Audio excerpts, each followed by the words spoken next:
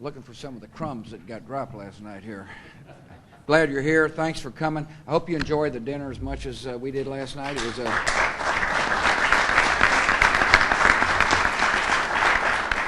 I thought it was a good, relaxing evening. And I thank you all for joining us today. I want to thank the members of my cabinet for talking to the governors about how important it is for us to work together. I do want to spend some little time talking about some issues here, and then I'll answer questions from you. First, obviously, well, I don't know if it's obvious to you or not, but my biggest concern is protecting this country.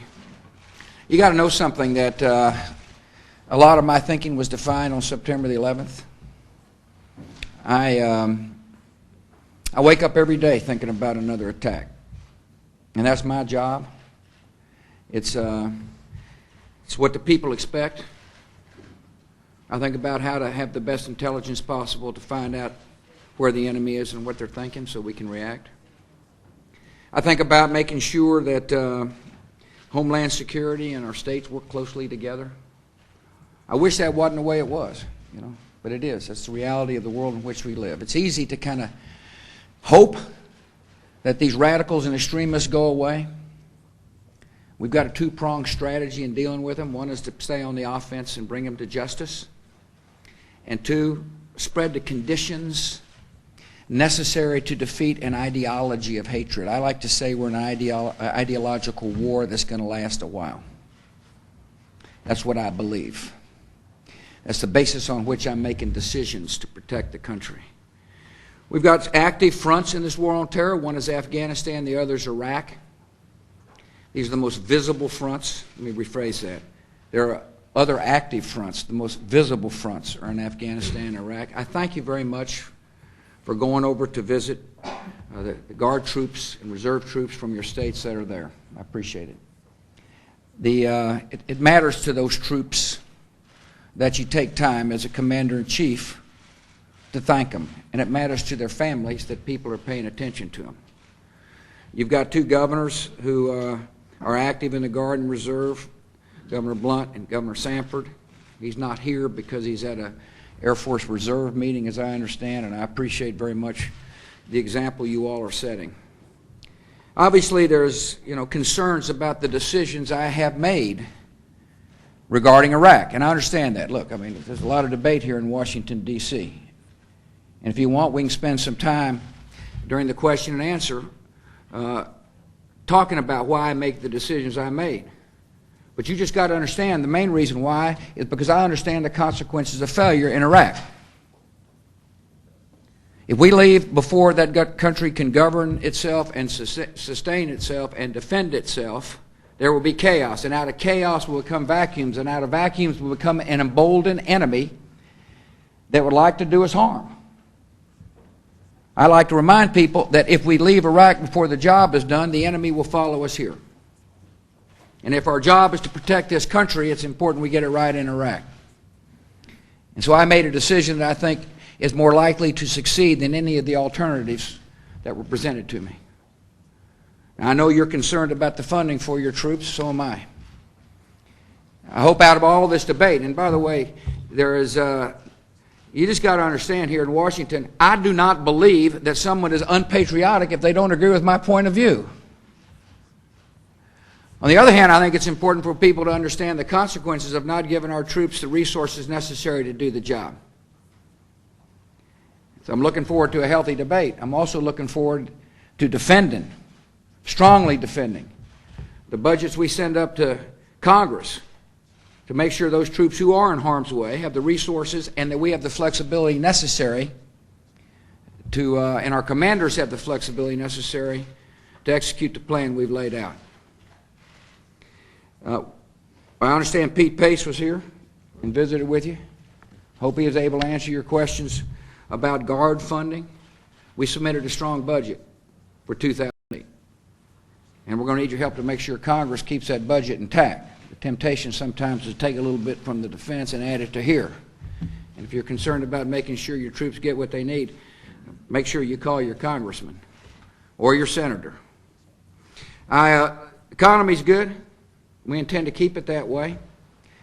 We're not going to raise taxes. We don't need to raise taxes to balance the budget. We can work with Congress on a lot of issues, and one issue we can work with them on is the budget.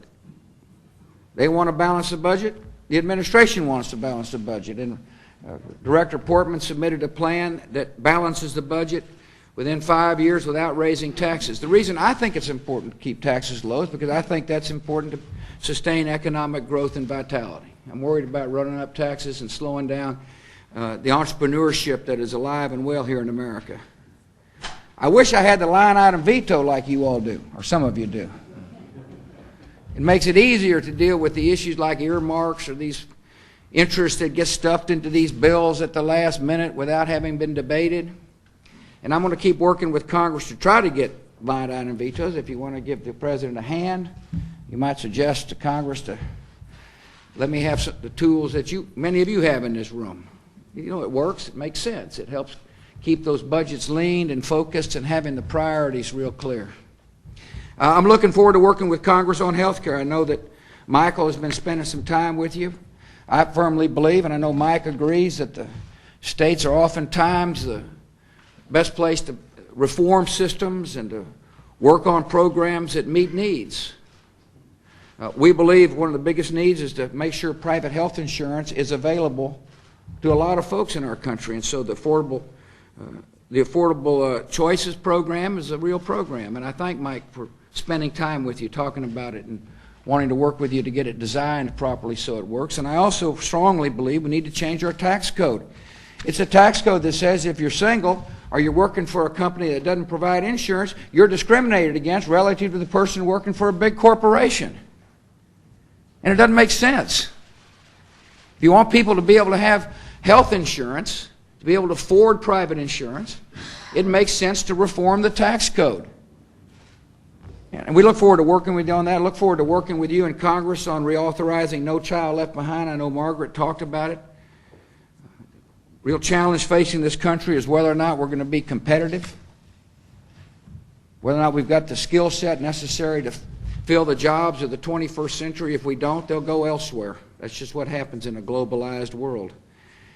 No Child Left Behind is the beginning of a comprehensive competitive program.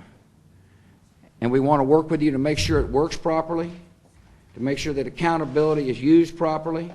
The thing I like most about the law is that when we find a youngster who's struggling with reading, that we provide extra help to make sure he or she gets up to speed early before it's too late. I also like the idea of us being able to say we're making progress toward high goals, and we know we are, or we know we aren't if we're not, because we measure. I don't see how you can fix a problem unless you measure the problem. I want to look forward to working with you on immigration. It's a tough issue here in Washington.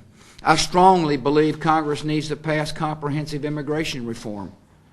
I strongly believe that we need to uphold our laws, enforce our borders, and uphold our traditions in America. We need to treat people fairly.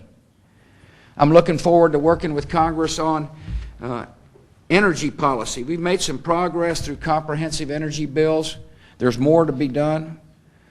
We're spending about $12 billion since I've been the president on technologies that will enable us to become less dependent on oil. We're going to continue to invest, by the way, in clean coal technologies and solar technologies and wind technologies, but the area where we're pretty close to some amazing breakthroughs is on changing our usage of gasoline. Some amazing battery technologies that are now heading toward the market, which will enable people in New York City, for example, to drive the first 20 to 40 miles on electricity.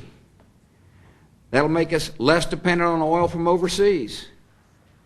And other exciting technological breakthroughs are going to come with cellulosic ethanol. That's a long, fancy word for making gasoline or making ethanol out of product other than sugar and corn, like switchgrass or wood chips. The ethanol production from corn is full steam ahead, but it's beginning to squeeze some of the hog farmers and cattle raisers. And therefore, we're going to have to accelerate research into alternative feedstocks for ethanol to enable us to meet a goal I set, a mandatory goal of using 35 billion gallons of alternative sources of fuel by 2017. Reduces our gasoline consumption by 20%, over the next 10 years. I wouldn't have put out the goal if I didn't think it was possible and achievable. I also know it's necessary. Becoming less dependent on oil is in our national security interests. It's in our national economic interests, and it will enable us to be better stewards of the environment. I believe we can find a lot of common ground with the Congress on these issues. I've had some good meetings with the Democratic leadership. I appreciate the openness of our discussions. We'll continue to reach out to find common ground with them and as well with you. We owe it to the people to do so. Anyway, thanks for giving me a chance to come by. I appreciate it.